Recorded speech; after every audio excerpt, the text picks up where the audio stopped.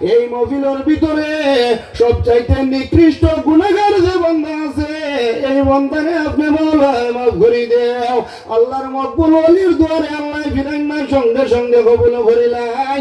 দেখা যায় কয়েকদিন পরে আল্লাহর বান্দা যখন আবার তোমার খবরটারে খনন করাত গেছে, যাওয়ার পরে দেখা যায় খাতিবে গায়েব থেকে আওয়াজ আইল, আল্লাহর বান্দারে গত কয়েকদিন আগে আমার মকবুল ওলি হযরতে হাতিম বিন আসওয়ার তোমার মাহফিলের ভিতরে তুমি প্রবেশ করছো। আমার মকবুল ওলি তোমার জন্য আমার দরবারে নিবেদন করছো। আলহামদুলিল্লাহ আলহামদুলিল্লাহ হামদান কাসীরান কাসীরা والصلاة والسلام على سيد الأنبياء والمرسلين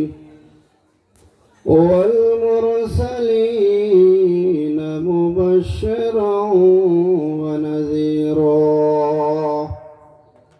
وداعيا إلى الله بإذنه وسراجا منيرا. أما بعد فقد قال الله تعالى في كلامه المجيد والفرقان الحميد. فأعوذ بالله من الشيطان الرجيم. بسم الله الرحمن الرحيم. ولسوف يعطيك ربك فترضى. صدق الله العظيم. وقال النبي صلى الله عليه وسلم: من عزى شعرة من شعر فالجنة عليه حرام، أو كما قال عليه الصلاة والسلام. اللهم صل على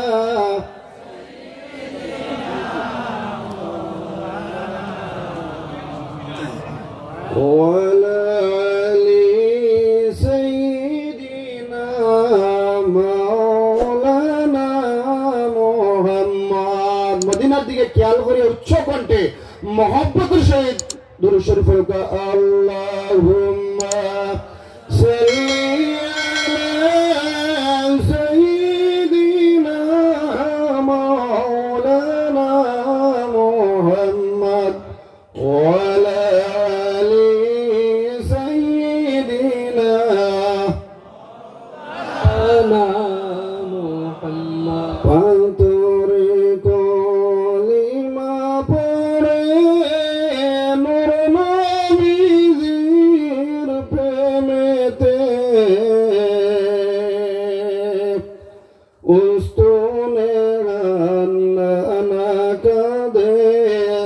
আমার দয়াল নবীর বিচ্ছেদে আল্লাহুম্মা সাল্লি আলা সাইয়্যিদিনা মাওলানা মুহাম্মদ ওয়া আলা আলি সাইয়্যিদিনা মাওলানা মুহাম্মদ। আম্মা বাদ, উপস্থিত এই আজিমুশান মাহফিলের সম্মানিত সভাপতি সাহেব, উপস্থিত আমন্ত্রিত সম্মানিত উলামায়ে কেরাম, মুআজ্জিজ মুরব্বিয়ানে আজম, যুবক ভাইয়েরা, পর্দার আড়ালে পর্দানিশী মা ও বোনেরা, আপনাদের প্রত্যেকের খেদমতে আসসালামু আলাইকুম ওয়া রাহমাতুল্লাহ।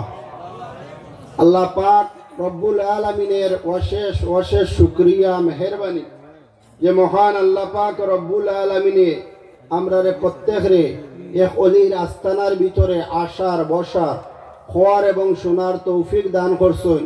সাথে সাথে তান প্যারা হাবিব আহমদে মুজতবা মোহাম্মদ মুস্তফা মানবতার দিশারি, উম্মতের মুক্তির কান্ডারি, ইমানের মূল, মদিনার বুলবুল জনাবে মুহাম্মদুর রাসূলুল্লাহ উচ্চ কণ্ঠে হোক সাল্লাল্লাহু আলাইহি ওয়াসাল্লামের প্রেমিক উম্মত হিসাবে দুনিয়ার জমিনের মধ্যে পাঠাইছেন। তাই মহান আল্লাহ রাব্বুল আলামিনের দরবারে শুকরিয়া আদায় করি। আপনারা উচ্চ কণ্ঠে হোক আলহামদুলিল্লাহ। নারে তাকবীর, নারে তাকবীর, নারে রিসালাত, ইয়া রাসূলুল্লাহ। কান্টু সাহেব দাদা জিন্দাবাদ, কান্টু সাহেব দাদা জিন্দাবাদ, নারে রিসালাত, ইয়া রাসূলুল্লাহ। তো আমার সাহেব হল এই আল্লাহর ওলির আস্তানার ভিতরে আল্লাহ পাক রব্বুল আলামিনে আমরা প্রত্যেকরে যে বোয়ার সুযোগ দান করছেন, এমন এক মহফিল, যে মহফিল সম্পর্কে আল্লাহর হাবিব সাল্লাল্লাহু আলাইহি ওয়াসাল্লামে ফরমায়েন ইয়াতাশাম্মা বিহার রাইহান, এই জাতীয় মহফিল দিয়ে আল্লাহ পাক রব্বুল আলামিনে বেহেশতের বাগানে পরিণত করে দিলেন। হোক সুবহানাল্লাহ। আমরা এখন কোনখানে বুয়াত আছি? কিছু মাতিবা, কোন জায়গায় বুয়াত আছি? বেহেশতের বাগানের ভিতরে।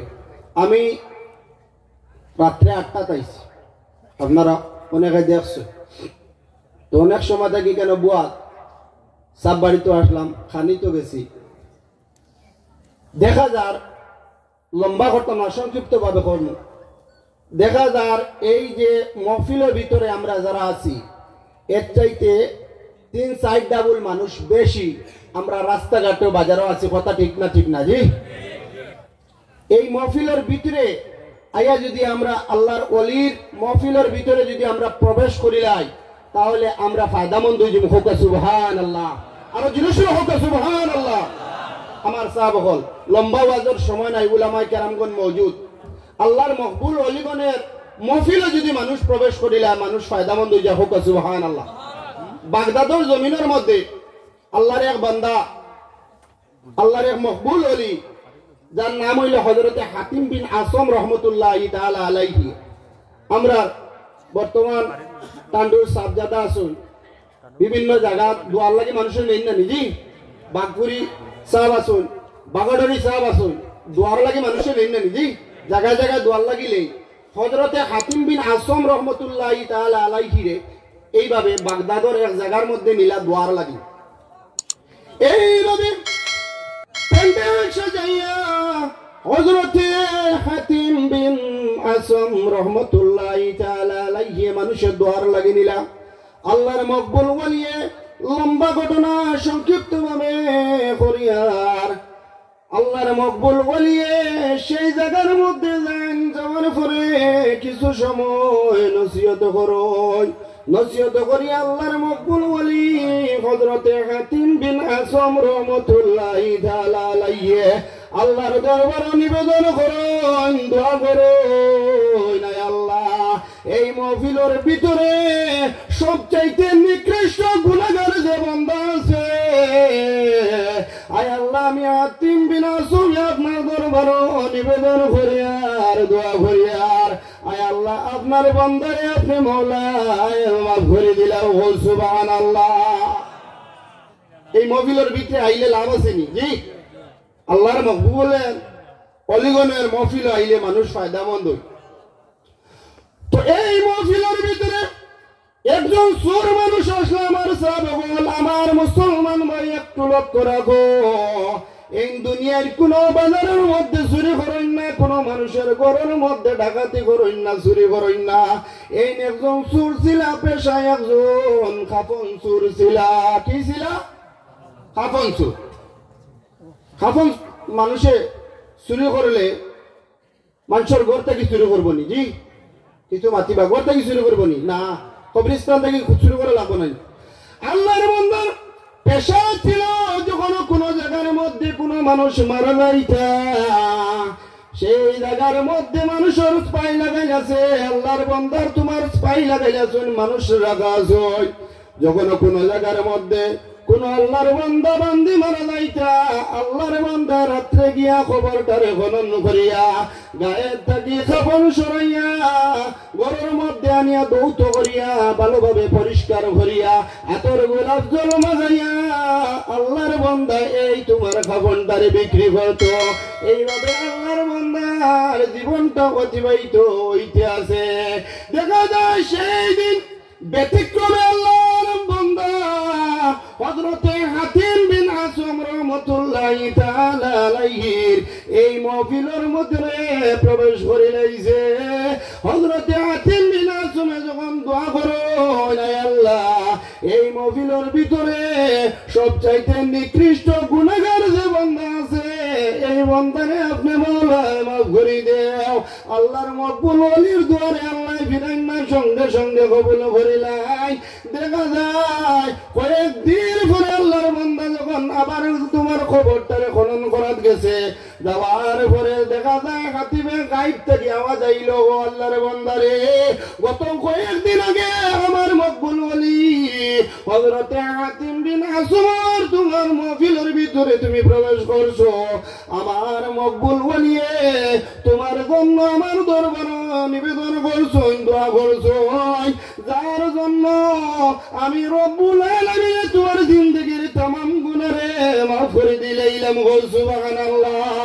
ও আমার বান্দা, এখন পর্যন্ত তুমি এই নিকৃষ্ট কাজের মধ্যে লিপ্ত আছনি। দেখা যায় যে মাত্র আল্লাহর বান্দা শুনছে, আল্লাহর বান্দার দিল তোমার পরিবর্তন হয়ে যায়। সুবহানাল্লাহ। হযরতে হাতিম বিন আসম রাহমাতুল্লাহি তাআলা আলাইহির দরবারে হাজির হইল। আল্লাহর বান্দা তওবা করিয়া হযরতে হাতিম বিন আসম রাহমাতুল্লাহি তাআলা আলাইহি রাহমাতুল্লাহি তাআলা আলাইহির হাতের মধ্যে তোমার বয়াত গ্রহণ করে লইল। সুবহানাল্লাহ। তো আল্লাহর মকবুল ওলিগণের মজলিসের মধ্যে আইলে, মাহফিলের ভিতরে আইলে মানুষ ফায়দামন্দ হয়ে যায়।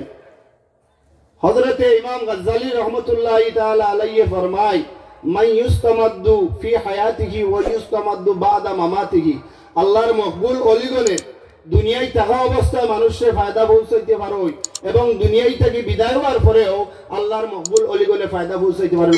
সুবহানাল্লাহ। আমি আয়াত পড়িছিলাম, আল্লাহ পাক রব্বুল আলামিন ফরমান, ওয়ালা সাউফা ইউতিকা রাব্বুকা ফাতারদা। ও আমার হাবিব মুহাম্মদুর রাসূলুল্লাহ সাল্লাল্লাহু আলাইহি ওয়াসাল্লাম, আমি আপনারে এমন দান করা করমু যে দানের কারণে আপনি মুহাম্মদুর রাসূলুল্লাহ আমার প্রতি রাজি এবং খুশি হয়ে যাবে। সুবহানাল্লাহ। আমরা আল্লাহর মকবুল ওলিগণের মাহফিলের ভিতরে আমরা যাই না নিজি। আল্লাহর মকবুল ওলিগণের সঙ্গে সম্পর্ক রাখলে হাসরের ময়দানের মধ্যে আল্লাহর মকবুল ওলিগণের সঙ্গে আমরা জান্নাতের মধ্যে প্রবেশ করব। সুবহানাল্লাহ। আল্লাহর হাবিব সাল্লাল্লাহু আলাইহি ওয়াসাল্লামে ফরমায়, লা ইয়াদখুলান্নাল জান্নাতা মিন উম্মতি ৭০,০০০ আও ৭০০,০০০ মুতামাসিকুনা আখিরুহুম বা'দুহুম বা'দা। সুবহানাল্লাহ। আল্লাহর মকবুল ওলিগণে হাসরের ময়দানের মধ্যে আল্লাহর হাবিবে ফরমায় যে বিনা হিসাবে ৭০,০০০ দিয়ে আল্লাহ মাফ করে দিলেইবা। সাহাবায়ে কেরামগণে জিজ্ঞাসা করেন, ইয়া রাসূলুল্লাহ জিদনা, ইয়া রাসূলুল্লাহ আপনি আরো বাড়াক। আল্লাহর হাবিবের প্রতি সাহাবায়ে কেরামগণের আকীদা বিশ্বাস আসলো যে আল্লাহর হাবিব মুহাম্মদুর রাসূলুল্লাহ সাল্লাল্লাহু আলাইহি ওয়াসাল্লামের ইয়া তাক লাগে জান্নাতের মালিক। সুবহানাল্লাহ। ইন্না আ'তাইনাকাল কাউসার, এই আয়াতের তাফসীরের মধ্যে একজন লম্বা হয়ে যাব, আমি অনু শেষ করিলে আর। তো আল্লাহ পাক রব্বুল আলামিন হাসরের ময়দানের মধ্যে যখন সাহাবায়ে কেরামগণ আল্লাহর হাবিবরে ফরমান, ইয়া রাসূলুল্লাহ জিদনা আপনি আরো বাড়াই, আল্লাহর হাবিবে ফরমান এই ৭০,০০০ এক একজনে আরো ৭০,০০০ গুনাহগার মানুষে দুজক থেকে বাইর করিয়া তোমার জান্নাতের মধ্যে প্রবেশ করাইবা। সুবহানাল্লাহ। আল্লাহ পাক রব্বুল আলামিন আমাদের প্রত্যেকরে ওলিগণের মহব্বত, আল্লাহর হাবিবের মহব্বত, মা বাবার আদব রাখার তৌফিক দান করুক। আল্লাহুম্মা আমিন। ওয়া মা আলাইনা ইল্লাল বালাগ ওয়া আখিরু দাওয়ানা আলহামদুলিল্লাহি রাব্বিল আলামিন। আসসালামু আলাইকুম ওয়া রাহমাতুল্লাহ।